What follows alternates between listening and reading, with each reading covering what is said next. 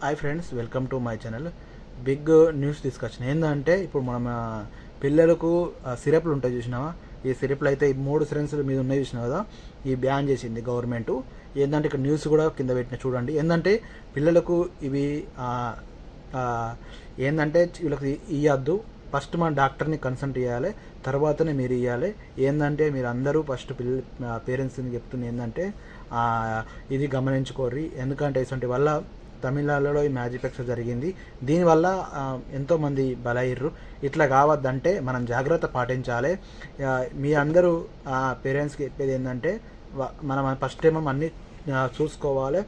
మనం తీసుకోగా మనము ఏదో మన జ్వరం వచ్చింది, దగ్గొస్తుందని పోయి హాస్పిటల్లో మనము చూపించుకున్న తర్వాతనే వాడాలి, లేకుంటే వాడకుంటే ఇబ్బంది అవుతుందని కోరుతున్నాం.